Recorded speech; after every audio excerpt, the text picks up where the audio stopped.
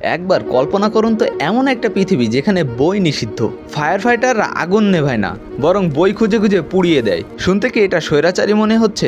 এটাই রে ব্র্যাডবেরিয়ের ফারেনহাইট 451 বইয়ের জগৎ। কিন্তু মজার বিষয় কি জানেন, ব্র্যাডবেরিয়ের সবচেয়ে ভয়ঙ্কর সতর্কবার্তা বই পোড়ানো নিয়ে ছিল না। তিনি দেখাতে চেয়েছিলেন একটি সমাজকে অজ্ঞ রাখতে বই পোড়ানোর দরকার নেই। মানুষকে শুধু এতটাই ব্যস্ত রাখুন যেন মানুষ ভাবার সময়টা না পায়। তাদের সামনে অবিরাম বিনোদন দিন, আনলিমিটেড স্ক্রলিং দিন, তাদের সামনে এত এত ইনফরমেশন দিন যাতে তারা কোনো ইনফরমেশন নিয়েই গভীরভাবে চিন্তা না করে। বইয়ে লেখা মানুষগুলো এজন্য পড়াশোনা বন্ধ করেনি যে সরকার তাকে বাধ্য করেছিল, বরং তারা এজন্য পড়াশোনা বন্ধ করেছিল যে তারা আগ্রহী ছিল না। তাদের কাছে গভীর আলোচনা, ডিপ থিঙ্কিং বিরক্তিকর হয়ে গিয়েছিল। এর চেয়ে তাদের কাছে দ্রুত বিনোদন বেশি আকর্ষণীয় ছিল।